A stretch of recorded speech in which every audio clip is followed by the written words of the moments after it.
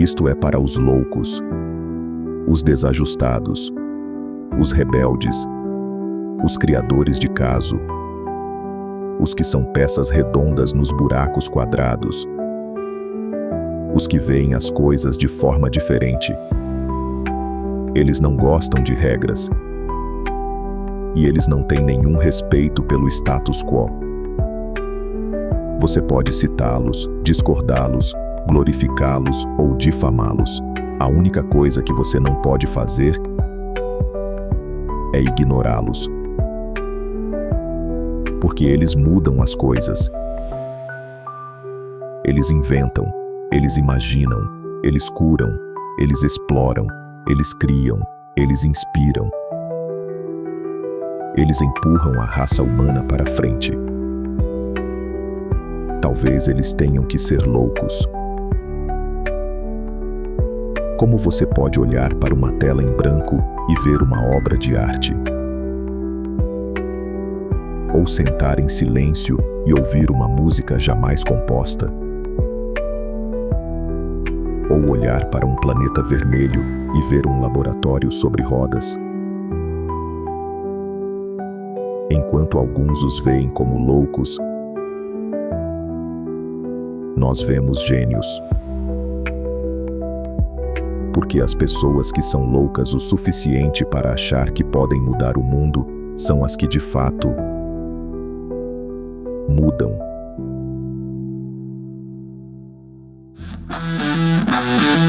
Boa tarde! Boa tarde, pessoal! Tá todo mundo muito quieto, e aí, tudo bom? Boa tarde, boa tarde. Vamos realmente fazer alguma coisa pra gente questionar o momento, questionar esse mundo diferente. E primeiro, obrigado aí. Vou chamar aqui ao palco o pessoal que vai estar comigo pra gente debater sobre o assunto de IA, que tá em voga. Então vou chamar primeiramente aí o Gustavo da Startse. Gustavão, entra aí. A gente tá quebrando o protocolo mesmo, tá? A gente quis fazer diferente, né? Nós somos diferentes. Grande Gustavo. Gustavo é CTO da Startse. Queria agradecer o Eric da Pascoaloto que conseguiu abrir espaço na agenda aqui. E a gente tem muita satisfação. Chamar agora o Renato Mandaliti, da Fint. É, Renatão.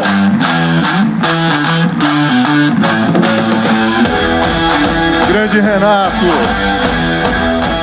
Renato aqui. Renato que é do segmento jurídico, tem a Fint. Eu vi que tem um stand lá fora, é legal vocês darem uma olhadinha também. E também vai estar conosco aqui participando. E chamar o Saulo Santos da SS Design.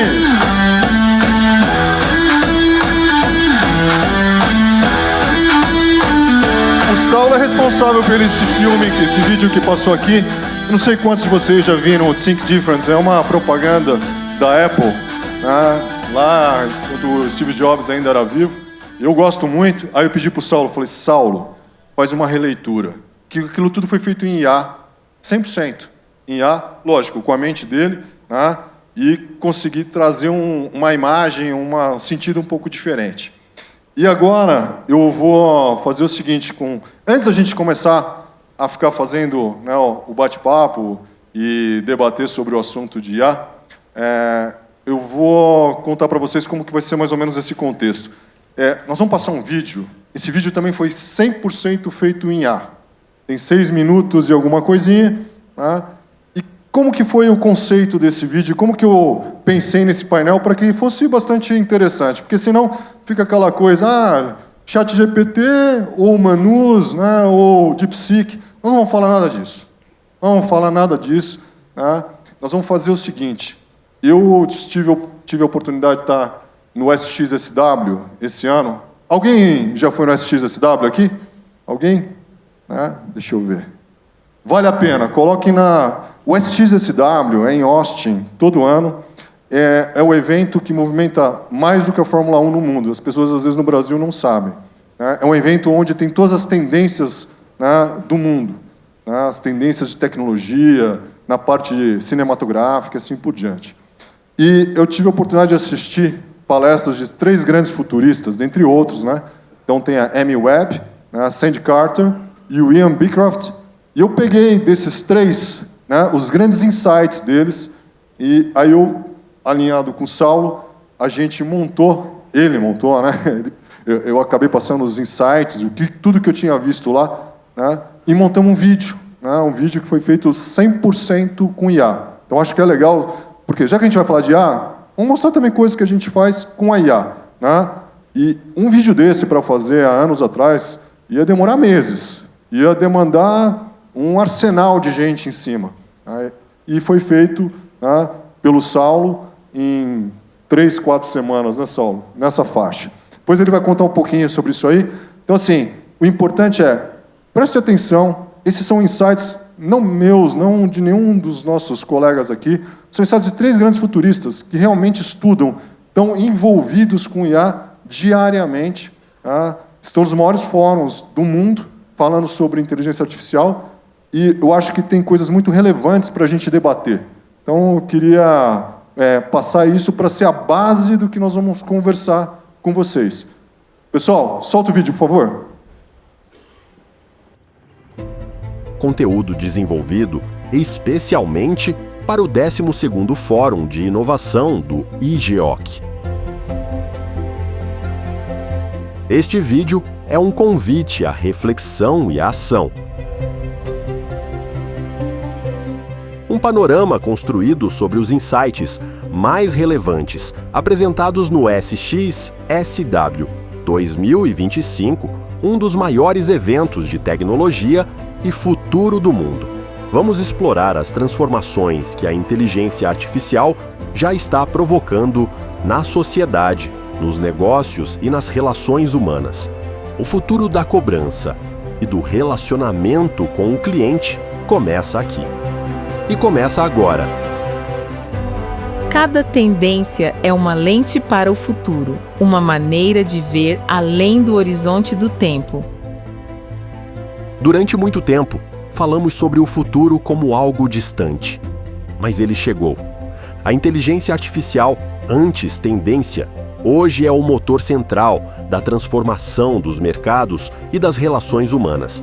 No setor de crédito e cobrança, algoritmos já tomam decisões em milésimos de segundo, assistentes automatizados conversam com clientes e fluxos inteiros são redesenhados por IA. Mas o que está por vir vai muito além da automação. Estamos entrando na era da inteligência viva, um ecossistema que percebe, aprende e responde em tempo real. Não se trata mais de comandos ou dados históricos, trata-se de adaptação situacional, de antecipação. A inteligência viva vai reescrever as regras da nossa realidade como a conhecemos hoje e não estamos preparados. Ela não está mais na tela, está no ambiente, no fluxo, no invisível. Silenciosamente, as máquinas já começaram a conversar entre si. IA multiagente. Redes inteiras de inteligências artificiais operam de forma coordenada, sem supervisão direta. Negociam tarefas, distribuem prioridades, refinam estratégias. Tudo isso, máquina com máquina. Gostaria de ver um futuro onde todos nós ainda tenhamos certo controle. Minha preocupação é que estamos nos afastando cada vez mais disso. Essa comunicação invisível gera produtividade sem precedentes, mas também riscos profundos, viés, decisões sem contexto humano e sistemas que evoluem fora da nossa supervisão. A supervisão precisa mudar.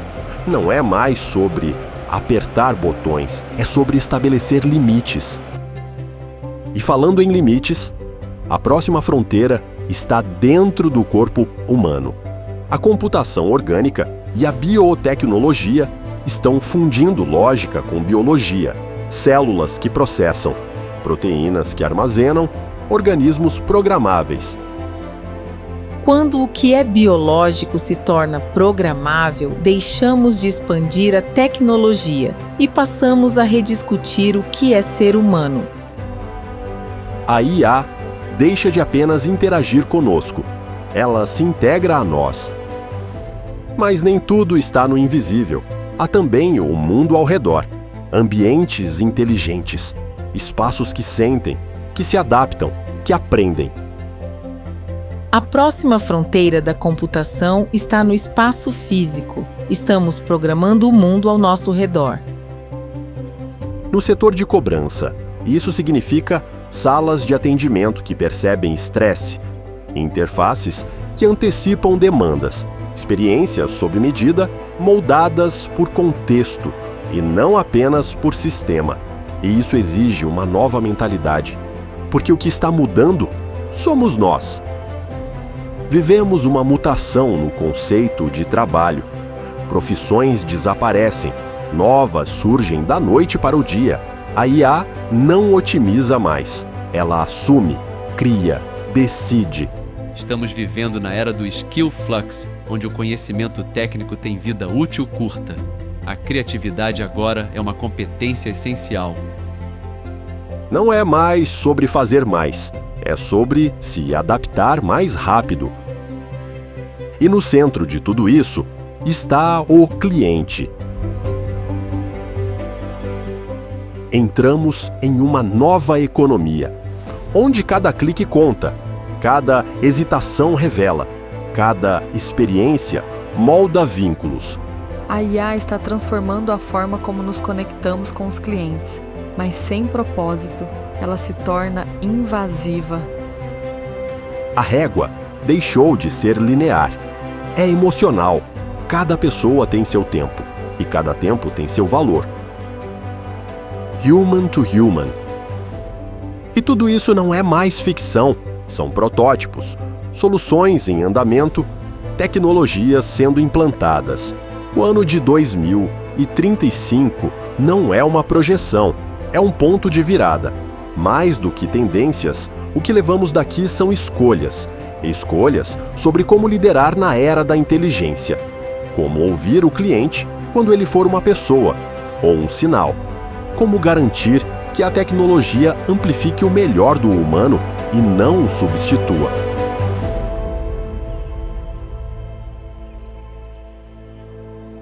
Saulinho, conta só um pouquinho aqui, que eu acho que é interessante para o pessoal, como que foi o processo de criação usando o IA aqui, o que teve de desafios? Bom, primeiramente, boa tarde a todo mundo. É um prazer enorme estar aqui com vocês, dividindo um pouco sobre o meu dia a dia, né, dentro de uma agência e trabalhando mais no contexto da publicidade, né, e utilizando a IA no dia a dia ali dentro. Bom, para desenvolver um vídeo dessa forma, a gente já começa desde o início da concepção, né, da forma como a gente vai estruturar o roteiro, e ali a gente já tem uma interação com inteligência artificial. Bom, a gente entra com os comandos, mas a IA não vai fazer nada sozinha. Eu costumo falar que a IA ela não é uma lâmpada do gênio, que você esfrega e ela realiza a sua vontade. Existe toda uma lógica que você doutrina, né, aquele seu agente ali para ele poder desenvolver o texto da melhor maneira para você. Esse percurso todo que anteriormente, quando a gente trabalhava numa agência, levaria cerca de, sei lá, 20, 30, 40 dias com um pessoal de, sei lá, 30 pessoas trabalhando dentro desse processo, hoje a gente automatiza praticamente 100% do projeto todo. A começar do roteiro, que já foi feito com o IA, mas tem a mão humana. Na sequência, a gente já vai fazer a parte dos prompts para gerar as imagens. Tá? Ali a gente utiliza diversos mecanismos, diversas IAs, né, das mais diferentes tipos e maneiras que você vai fazer ali. Gerando essas imagens, que é a parte que é mais pesada, né, mais demorada, a gente vai e entra na parte que, infelizmente, ainda a IA não chegou ainda com tudo, que é a edição, né, que é a pós-produção, que ainda tem que ter muita incidência da mão humana. Mas, para vocês terem uma noção, até a narração ela é 100% IA, não é um ser humano falando ali. A trilha também não é criada num estúdio de música, com músicos profissionais. Ela é feita 100% com IA. E isso revolucionou a forma como a gente trabalha, porque antigamente isso demandava royalties, muita coisa, e a gente reduziu hoje um vídeo que anteriormente custaria algumas centenas de reais para $10 dentro de algumas IAs que a gente utiliza ali dentro. Então o processo todo ele é dessa forma, só que assim, a gente terminou esse vídeo no dia 23 de abril. Aí chegou o dia 24 e o Google vem e acabou com todo esse meu argumento que eu acabei de falar. ele criou o Google View 3, que agora é uma nova ferramenta da Google que faz cenas cinemáticas. Cenas 100% criadas digitais, com atores que interagem, você consegue desenvolver falas com, inclusive, sotaques diferentes, e as possibilidades são inúmeras. Desde a trilha sonora que ele já incorpora, efeitos sonoros. Então, a gente vai falar bastante ainda, principalmente de Skillflux, mas é exatamente aqui que eu já começo até pontuar isso, que o aprendizado tem que ser contínuo, e mesmo que eu saiba tudo até o dia 23, do dia 24 em diante, para mim já mudou a regra do jogo. Ô Saulo, foi bom que você me deu aí a ponte para o Skillflux. E aí eu queria passar e perguntar aqui, principalmente aqui para o Gustavo, né? A gente vê aí o futuro do trabalho e o conceito do Skillflux. As habilidades técnicas estão se tornando cada vez mais obsoletas de forma rápida, né? Então, a vida útil, né, média, de apenas 2 anos e meio, quando antigamente era 10 anos, né? Se formava, 10 anos depois vinha uma novidade. Hoje, 2 anos e meio, como ele acabou de mostrar, às vezes, em menos de um mês, né? Estão mudando as coisas, né? E aí, Gustavo, como que a gente pode repensar modelos de educação e desenvolvimento, né, para formar indivíduos verdadeiramente adaptáveis? Eu sei que a Start se trabalha muito nisso, porque também não adianta nada a gente pegar e falar de IA, mas não preparar o pessoal, né? Fala um pouquinho disso aqui para nós.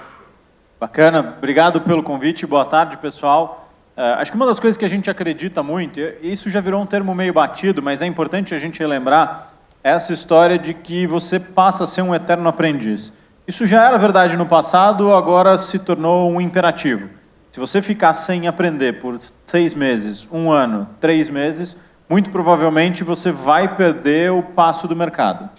E aí como é que a gente prepara as pessoas para esse mundo? Isso é um fato, isso está dado, isso vai acontecer, o jeito é a gente se preparar para isso. Eu acho que quando a gente olha para esse mercado que muda muito rápido, uma das crenças que a gente tem dentro da Startse é que a forma de se proteger com relação a isso é se manter aprendendo, mas dar um passo para trás e tentar entender quais são os fundamentos que estão por trás disso. Então, eu não preciso ser um especialista na ferramenta de criação de imagens do Google ou de vídeos do Google, mas se eu entender que existe essa possibilidade, que isso é possível e que tem gente que talvez tenha essa habilidade mais profunda, eu consigo começar a imaginar as possibilidades e quebrar o meu problema em pecinhas de Lego. Então, o que a gente acredita é que se você der um passo para trás e voltar a pensar de forma crítica, voltar a estruturar problema, quebrar problema, nossa maior habilidade como ser humano, talvez seja enxergar algo muito complexo e quebrar em componentes menores para a gente tentar resolver isso.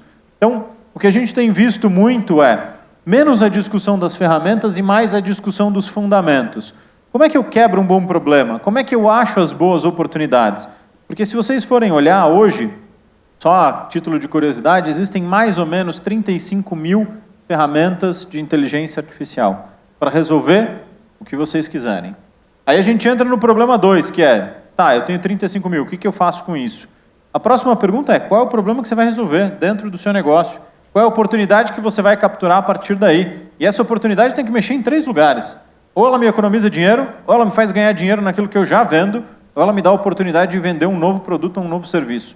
Se o que você for construir não mexer em uma dessas 3 coisas, pessoal, sinto informar, isso é um ótimo hobby, é uma brincadeira muito bacana de fim de semana, mas isso não vai mudar e não vai transformar o dia a dia de vocês. Então, o que a gente acredita muito, Rino, é nessa volta para o básico, né? Vamos entender quais são os fundamentos e como é que a gente cria esse pensamento crítico e passa a se perguntar, ao invés de o que eu posso fazer com inteligência artificial dado este problema que eu tenho do meu negócio, e se eu tentasse resolver com inteligência artificial? É uma mudança sutil na pergunta, mas ela traz uma mudança complexa de pensamento, que é, eu não vou tentar encaixar a ferramenta em qualquer lugar, eu vou tentar achar um problema e depois eu vou conectar esse problema a uma ferramenta ou várias ferramentas. E esse é um outro ponto importante.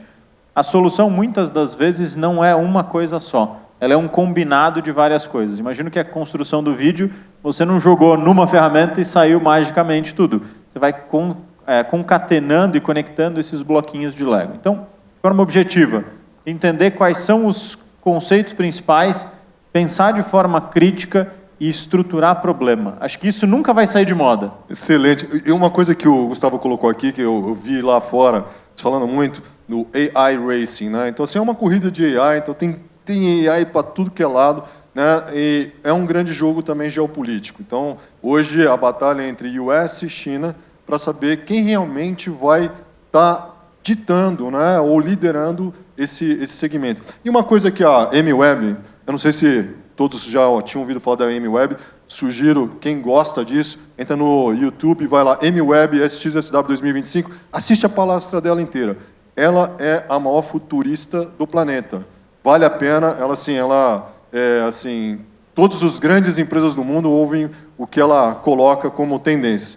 E aí ela coloca uma coisa que, para mim, assim, eu vi que em vários painéis se falava, ela coloca assim, ela alerta que inovação sem limites não é progresso, é risco. Ô Renato, né, como que os líderes de empresas e sociedade podem construir uma cultura que priorize decisões tecnológicas éticas? Nós estamos falando, às vezes, de muita coisa aí. Como que a gente consegue fazer com que isso evolua, mas a ética não seja colocada em segundo plano? Você que é, inclusive, jurista, fala um pouquinho aí da tua experiência nesse ponto, por favor. Bom, boa tarde, Rino. Muito obrigado pelo convite. Boa tarde a todos. Essa é uma questão que está no centro das discussões sobre IA, não é só no Brasil, no mundo todo, né? Como é que nós não deixaremos a IA tomar o nosso lugar em tudo aquilo que a gente faz? E a MWeb, ela já falava em 2024, ela repetiu em 2025, que você começa a montar qualquer produto que vai IA, mas você tem que colocar a ética dentro, é a ética pelo design. Tem o Privacy by Design e agora ela advoga o Ethics by Design. Ou seja, nós temos nos mecanismos, nos produtos que nós construirmos, seja para falar business to business, business to consumer, nós temos que construir esses produtos sempre em cima de alguns princípios, da responsabilidade, da transparência. Nós precisamos saber o que tem ali dentro e, principalmente, produtos que sejam não discriminatórios. Porque se nós deixarmos hoje, Rino, a IA aprender com a internet, aprender com nós mesmos, eu acho que não vai ser um bom aprendizado, tá? E eu faço essa crítica a todos nós, porque o nosso mundo, ele tem uma série de problemas e esses problemas, invariavelmente, vão passar para a IA, não é mesmo, Saulo? Ela vai aprender aquilo que a gente ensinar para ela vai aprender com a gente. Exatamente, e no mercado que eu atuo de publicidade, é mais agravante ainda, né? Porque a gente esbarra em vários conceitos éticos de uso de imagens de pessoas que invariavelmente já faleceram, a voz delas e por aí em diante. Então, teve agora o caso recente, né, da Kombi com a Volkswagen, que virou uma polêmica enorme, mesmo com a autorização da família, em determinado momento acabou se tornando um grande problema, né, reviver a voz da Elis Regina. Então, e fora outras coisas que a gente pode conceituar, que é a questão de fraude, né, utilizando a imagem da pessoa, um deep voice, um deep fake, né, da face da pessoa. Então, a gente tem inúmeros lugares que a gente tem que começar a pensar, inclusive para a LGPD, né, da proteção de dados, que é a proteção da face da pessoa, a proteção da voz da pessoa, que não é mais só o documento dela, né, é tudo. Pegar esse gancho e fazer uma coisa, não sei se vocês perceberam, que também se coloca durante o vídeo, falando da parte da computação orgânica e da biologia junto com a computação. Não sei se todos sabem, mas já existe computador hoje com neurônios humanos, né? Eu, quando ouvi isso lá nos Estados Unidos, falei, caraca, né, nós estamos num mundo meio, né, parecendo ficção científica. Não é verdade, né? Aí como que é? Pega de cadáver? Não. Através da pele, né, das células troncos da pele, se desenvolvem neurônios e se transforma isso, né, em CPUs, em computadores mesmo, altamente, né, inteligentes. Ô, Gustavo, isso está ficando coisa perigosa? Como que é? Você comentou sobre a empresa lá na Austrália. Conta um pouquinho sobre essa relação. Será que nós vamos perder o sentido e a máquina vai virar uma máquina super poderosa porque ela também tem um pouco de humano? Qual que é a visão sua sobre esse assunto? Bacana, eu acho que esse é um ponto interessante da discussão. Eu vou comentar rápido sobre a empresa que a gente estava falando antes. Tem uma empresa australiana que chama Cortical Labs. Eles desenvolveram esse chip que é metade neurônio biológico, metade chip tradicional, para resolver um problema muito claro, que hoje é o nosso problema de consumo de energia para processamento de inteligência artificial. Então, a grande tese deles foi: esse nosso negócio que a gente tem aqui dentro da cabeça processa muita coisa a um consumo de energia muito pequeno. Então, como é que a gente tira esse negócio daqui e bota numa máquina? E aí nasce toda essa ideia. Eu acho que tem sim uma discussão onde talvez a gente tenha cada vez máquinas mais poderosas, combinando o neurônio biológico com tudo que a gente construiu de eletrônica e microeletrônica. Só que eu acho que o nosso papel como humano, ele vai, se a gente souber se posicionar muito bem, a gente tem espaço ainda contra as máquinas. Eu acho que o grande desafio é o seguinte: a máquina ela é pouco provocativa, a máquina ela responde a sinais. Você tem o seu chat GPT, ele não faz nada a não ser que você mande alguma coisa. Você tem o seu agente que vai fazer algo com base em algum gatilho que você der. Então, tem uma coisa do humano de tentar achar problema, resolver esse problema e criar novos problemas. Isso é o que a gente faz há 100 mil anos na evolução humana. Então tem um espaço para nós que delega para as máquinas o que é das máquinas, que é toda essa parte de trabalhos manuais, trabalhos mecânicos. E aí quando a gente fala de mecânico, a gente pensa na indústria, né? Passa a peça para lá, solda aqui. Só que façam uma reflexão da rotina de vocês. Quanto tempo vocês gastam respondendo WhatsApp, respondendo e-mail, lendo documento, mexendo em Excel, montando PowerPoint?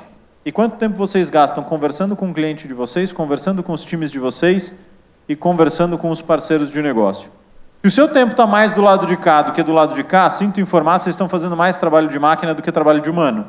Então, o nosso grande desafio talvez seja: como é que eu pego estas atividades que eu adoraria delegar para uma máquina para que eu tenha tempo de fazer aquilo que é inerente ao ser humano, que é se conectar, criar novas ideias, buscar novos problemas. A gente não fica quieto. A gente, em algum momento do mundo, falou: cara, a gente precisa descobrir como é que a gente chega na Lua. Para que a gente quer ir na Lua? A gente já está destruindo aqui, a gente vai destruir a Lua. A gente estava nesse papo antes. Então, a grande sacada do humano é buscar esses novos problemas para tentar achar novas soluções. A gente é incansavelmente caçador de problemas. E aí eu acho que tem esse nosso desafio de não delegar tudo para a máquina, mas de delegar aquilo que faz sentido para ela. Então, de novo, façam uma reflexão. Se hoje você usa o ChatGPT para te ajudar a construir uma apresentação, mas você gera o conteúdo lá e depois você fica copiando e colando para o PowerPoint, a máquina está usando você como integração. E deveria ser o inverso. Você delegou a inteligência para a máquina e você virou a integração da máquina. A gente precisa inverter essa ordem. Deixa a máquina ficar gerando o slide para que eu fique gastando tempo pensando. Ela pode me auxiliar nesse processo. Então, tem uma questão muito nossa de se posicionar no nosso lugar de novo e garantir que as máquinas não nos dominem. Pegar o teu gancho. Ô, Renato, você que tem a cabeça do cara ali, da parte legal, tudo. Vamos olhar um pouquinho tudo isso que o Gustavo colocou e ver a relação entre desigualdade e inclusão social, né? Porque com cada vez mais essa adoção da IA e a criação de novas categorias de empregos, como que a gente pode garantir que esses avanços não ampliem as desigualdades sociais? Você vê algum risco nisso aí? Total. Eu acho que o risco é muito grande. Eu acho que, se você perceber, se você fizer essa pergunta para os CEOs das grandes empresas de IA, eles vão dizer que não. Eles vão dizer que a IA nunca vai substituir o ser humano. Enfim, eu também acredito nisso, ou pelo menos eu quero acreditar nisso.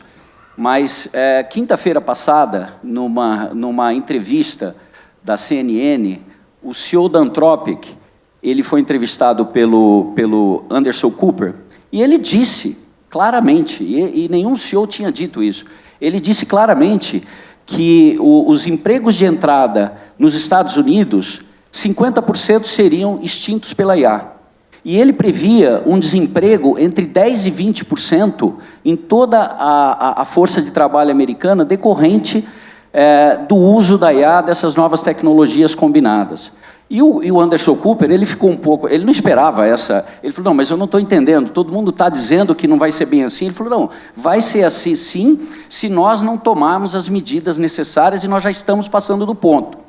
Então, eu acho que nós temos um potencial aqui de criar um cisma digital, tá? as pessoas que têm capacidade de trabalhar com IA, que têm literacia em IA, elas naturalmente terão vantagens sobre aquelas que não têm essa literacia, que não tiveram treinamento, que não têm essa capacidade. E isso, num país desigual como o Brasil, isso se agrava à enésima potência.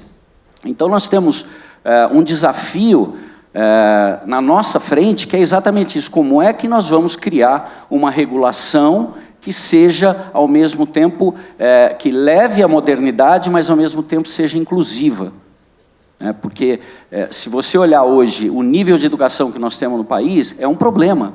E isto está se agravando o tempo todo. Então, se você disser para as empresas americanas, não parem o desenvolvimento de IA, nós vamos parar o desenvolvimento de IA, eles vão falar, nós não podemos parar porque os chineses não vão parar.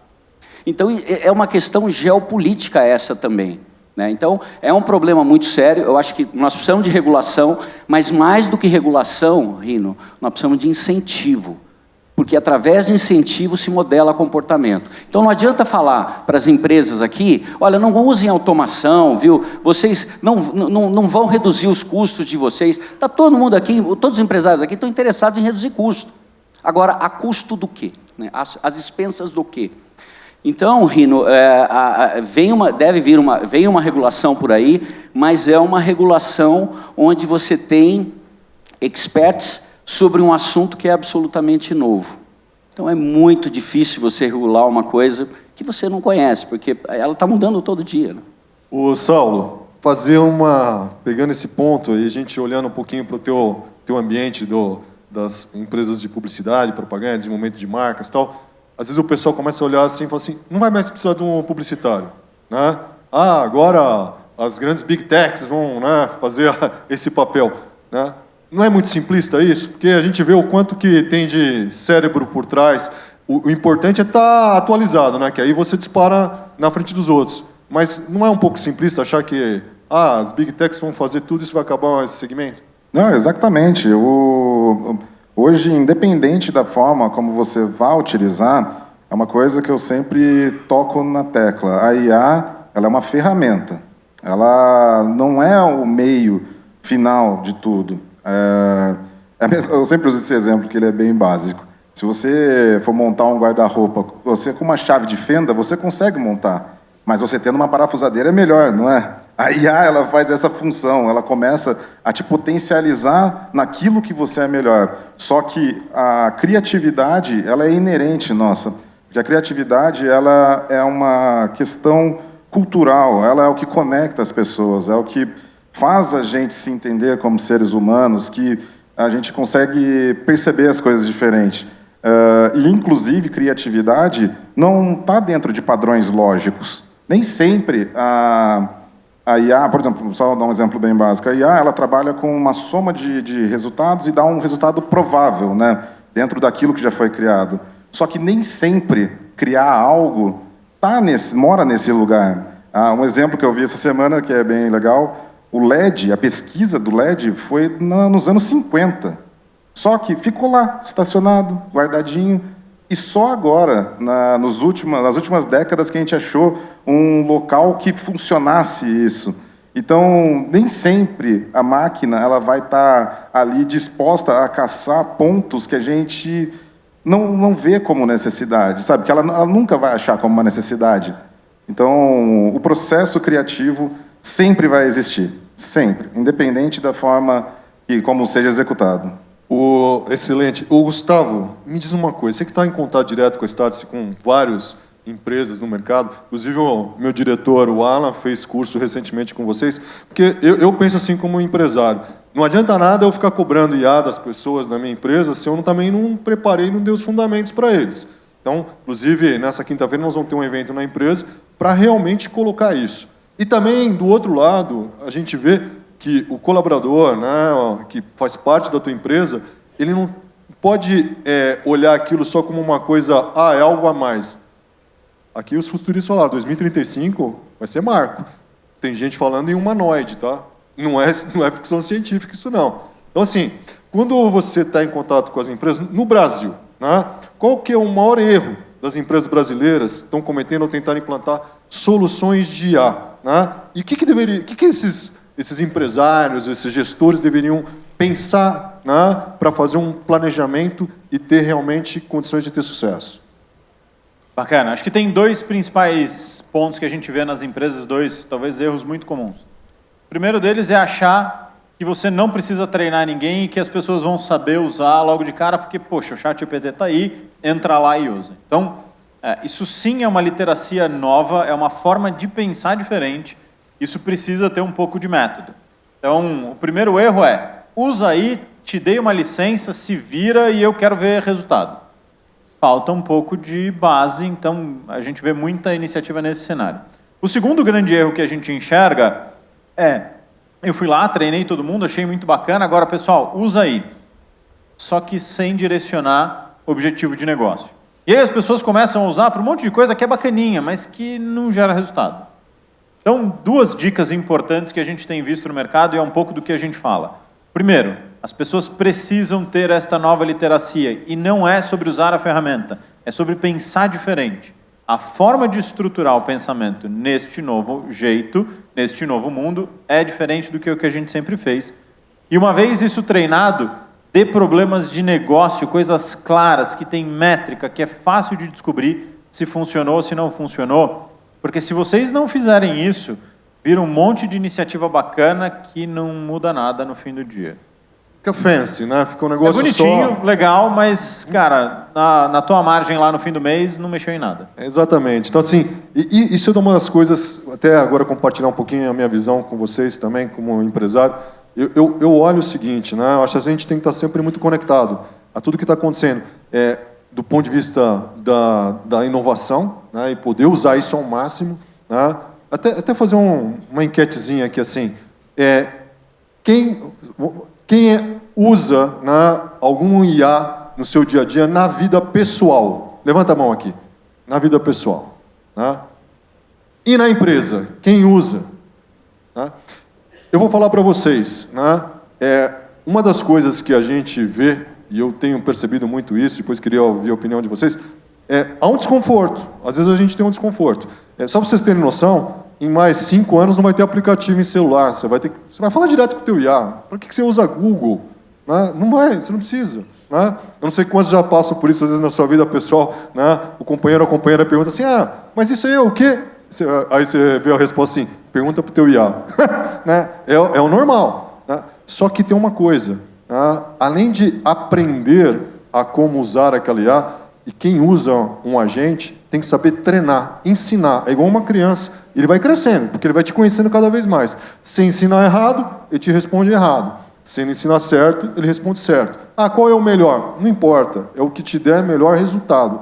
Tá? Então, quando eu olho isso, eu falo assim, a gente tem que encarar o desconforto. Nós vamos fazer isso na nossa empresa. Nós vamos fazer isso, vamos depois precisar da ajuda da Startse aí para treinar também. Por quê? Porque a gente tem que gerar desconforto. E outra coisa, quem não embarcar nessa, desculpa, tá fora, o mundo mudou. Né? Não quer dizer que é uma coisa ruim, não. Tá aí, a gente só tem que buscar, e ela é muito acessível. Né? Muito acessível. O Saulo, você vê esse movimento no teu segmento acontecer, das pessoas começarem a se atualizar, ou você vê gente abandonando porque está vendo que a máquina pode dar para o usuário final a possibilidade de fazer um monte de coisa que antes ele tinha que contratar? Não, o nosso segmento ele já foi impactado desde o início, quando tudo isso começou lá em 2022. Então, o processamento de imagem, de áudio, foi uma das primeiras coisas ali a ser experimentadas dentro desse novo modelo agora. Eu acredito que ele está nivelando o mercado. Quem não usa, ou que se molda nos moldes antigos, infelizmente, invariavelmente, vai ficar pelo caminho.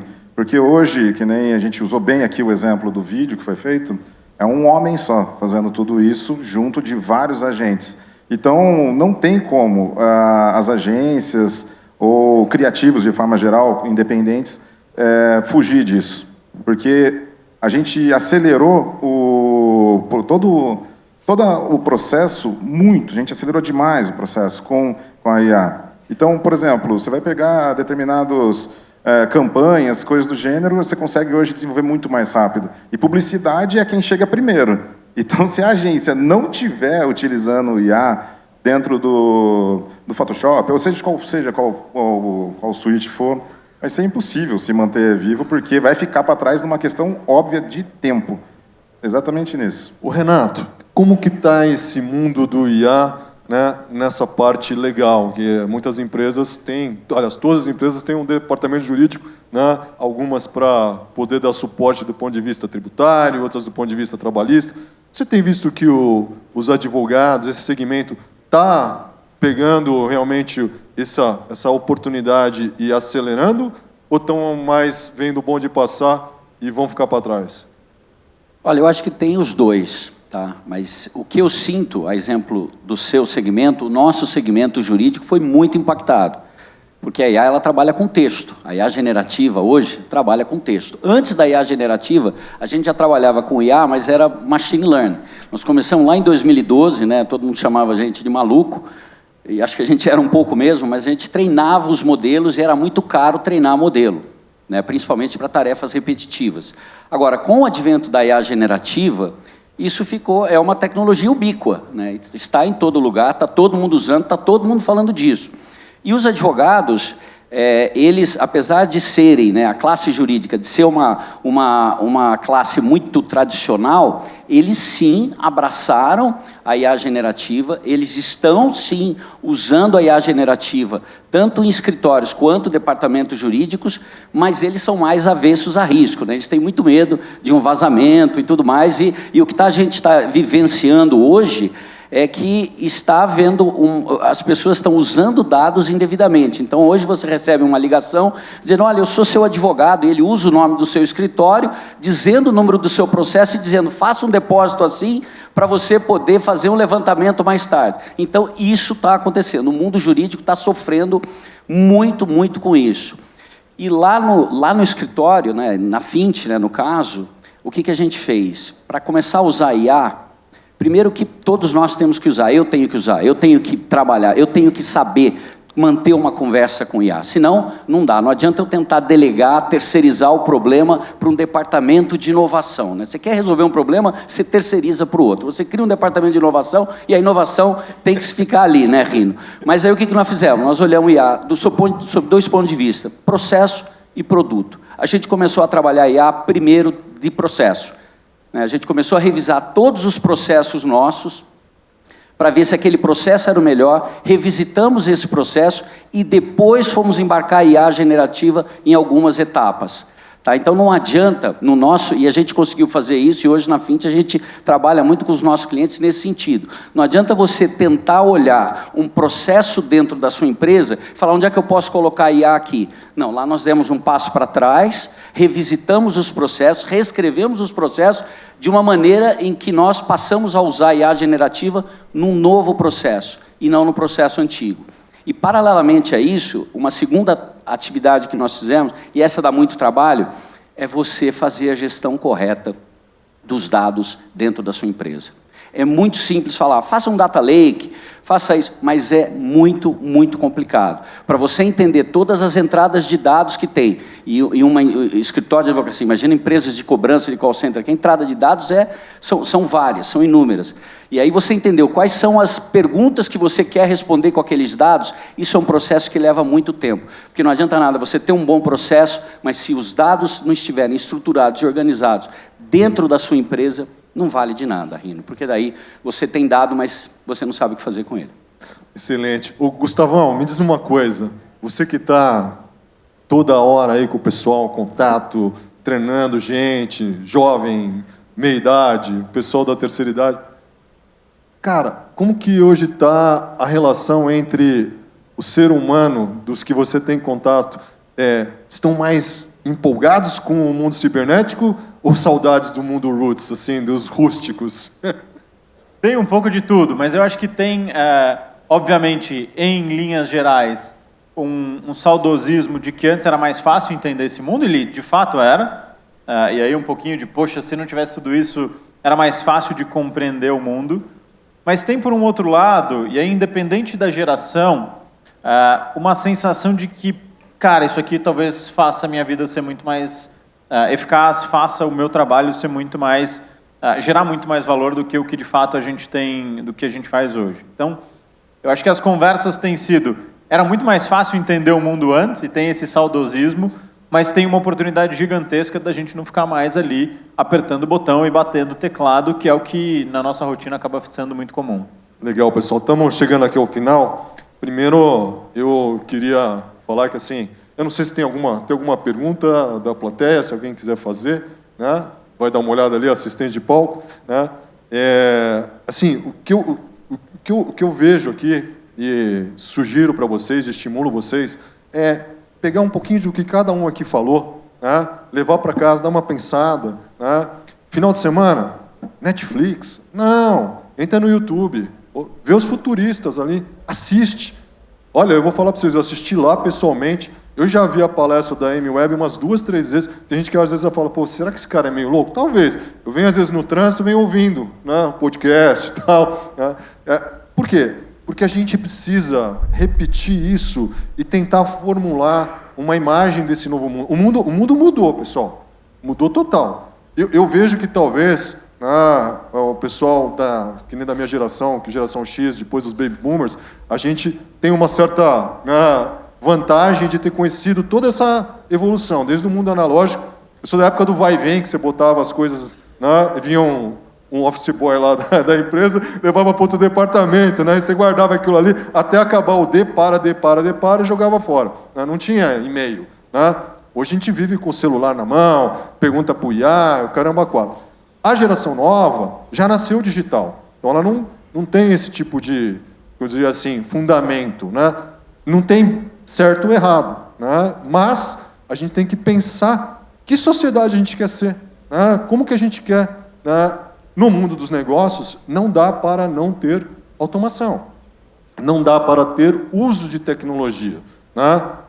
Inclusive, alguém deve falar, pô, o que esse cara, Think In, em dezembro, né, a gente vai estar no mercado, falando sobre isso com um produto com IA. Né? Então, assim, opa, tudo bom?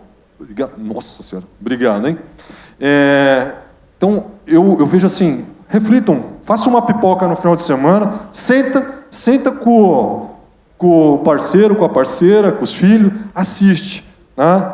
Porque a gente assiste tanta besteira, sinceramente, cada série ruim que tem hoje em dia, o Emílio Zurita do Pânico fala sempre algumas coisas lá, eu olho e falo assim, pô, esse cara é dos meus. Né? Tem muita série ruim. Para e dá uma olhadinha. Ian Beecroft, esse cara é fenomenal. Sandy Carter, nossa, ela é genial. Assistam o que esses pensadores estão falando, porque com certeza vai facilitar no futuro. Vamos ver aqui uma pergunta. Pergunta geral. Existe um risco de dependência excessiva da IA em processos criativos e de tomada de decisão? Como equilibrar tecnologia e pensamento humano? Quem quer falar aí um pouquinho? Bom, eu posso falar da parte criativa. Independente da ferramenta que você utiliza e da forma como você vai utilizar, a forma da construção, ela ainda é 100% humana. Eu sou ilustrador, tá? Eu lido com esse dilema 100% do tempo, porque no CNPJ eu estou trabalhando o tempo todo com o IA dentro dos mecanismos, e no CPF eu trabalho ilustrando manualmente. Então, eu acho que não tem como separar. Poxa, no passado a gente desenhava à mão, no papel, passou certo tempo, a gente passou a utilizar outras técnicas, até que chegar um momento que existiu a fotografia. A fotografia já foi uma cisão tecnológica da forma como você enxerga o mundo. E isso não fez do fotógrafo menos artista do que o artista que desenha. Ele está captando um pedaço, um momento do mundo que só ele viu. E ele está passando isso para você. Isso carrega emoção, carrega conexão. Independente da forma, do mecanismo ou da ferramenta que seja que vai ser utilizada, a gente tem uma coisa que constrói a sociedade, que é a conexão humana. É isso que faz a gente ver os problemas e querer correr atrás deles e corrigir eles. A máquina só vai ser um meio para tudo isso. E eu acho que vai ser muito doido a gente ter um futuro onde a gente conviva com máquinas que fazem todo aquele serviço chato, que desde lavar a louça até cortar a grama no jardim, sabe? Legal, Saulinho. E aqui tem uma pergunta aqui para o Renato e para o Gustavo. né? Vocês acham que a criação de um órgão regulador é o caminho, assim como temos a Anatel, que regula segmento de teles? Pergunta desafiadora. Olha, aqui no Brasil a gente adora criar órgão regulador para tudo, né?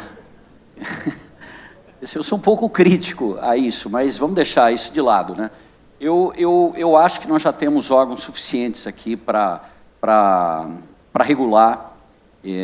Eu acho que nós temos pessoas aqui suficientemente inteligentes para fazer uma boa regulação. Uma boa regulação, ela é uma regulação aberta, ela não é uma regulação fechada, é uma regulação que tem que ser fundamentada em princípios e não em regras fechadas, ou seja, não pode fazer isso, não pode fazer aquilo, não. É respeito ao ser humano, respeito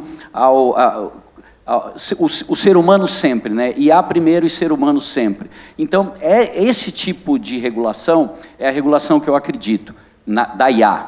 Né? Nós temos que, de alguma forma, nos impedir que nós criemos armadilhas para nós mesmos. Que eu volto a dizer, a IA, ela não pode ser um privilégio, ela tem que ser um direito. E aí nós temos que olhar para essa vasta, né, horda de pessoas que nós temos aqui no Brasil, que nós temos que criar literacia IA. Eu tô saindo um pouquinho da pergunta, mas só para fechar, eu acho que centros de estudo como a Startse tem uma vantagem competitiva sobre a academia de forma geral, porque eles estão próximos quais são as necessidades do mercado de trabalho e estão preparando as pessoas para isso, enquanto nós temos um currículo ainda das universidades, muitas vezes ainda formado no século XIX, século XX. Então nós precisamos rever isso. Tão importante quanto fazer uma boa regulação é preparar o nosso ambiente, preparar as pessoas para que elas possam ser complementares à IA. Porque concorrer com a IA, naquilo que ela sabe fazer muito bem, não dá para concorrer. Se eu puder só entrar nessa discussão, que eu acho que é importante, obviamente não tenho nem de perto o nível de conhecimento sobre isso, mas eu tenho a minha opinião que não acho que a gente precisa ter regulação também, acho que que a gente precisa ter um órgão regulador, acho que é uma baita burocracia para a gente só se perder, a gente precisa sim de regulação, mas acho que antes da gente ficar debatendo qual é essa regulação, para onde ela vai, como ela vai, a gente precisa discutir educação. Sim, independente da regulação ou não, a gente já tem leis suficientes que nos impedem de fazer um monte de bobagem. Você já tem o marco da internet, você já tem LGPD, você já tem o Código Civil. Então, um deepfake da vida, em algum jeito a gente pega. Só que se a gente ficar discutindo e debatendo a lei e esquecer de debater a educação, vai ter uma geração que agora está no primeiro, segundo, terceiro ano do colégio e não faz a menor ideia de como usar essas ferramentas para o bem. E está usando só para acelerar a redação como foi suas férias, sem de fato ter pensamento crítico. Então, acho que um órgão regulador é uma burocracia desnecessária, acho que uma regulação é importante e é necessária, mas ela é inútil se a gente não educar as pessoas. Eu vou ter uma regulação perfeita, mas com uma população ignorante no assunto. Então, acho que a gente só precisa dar peso e medida diferente para essas discussões que a gente às vezes esquece. Queria agradecer Gustavo, Renato, Saulo e o pessoal que esteve aqui presente assistindo esse nosso debate. E, de novo, né, encarem isso como uma disruptura. Né? Se incomoda, né, algum de vocês, ou incomoda pessoas com quem vocês trabalham, isso tem que ser algo a ser encarado de frente e planejar, porque isso vai fazer, já faz parte, né, do mundo. Não vai, nós não vamos... Eu tenho muitas saudades de coisas do passado, mas não vão voltar. Então nós temos que saber nos adaptarmos. É como diz o Ian Beecroft, né? A gente precisa ser o mais rápido em se adaptar a esse novo mundo que vem pela frente, né? E porque em breve a gente vai realmente conviver com esses robôs que vão, né, estar cada vez mais próximos da realidade humana. Então, obrigado a vocês, obrigado ao IGIOC, obrigado Rodrigo Mandalite por ter dado essa oportunidade. Bom final de tarde.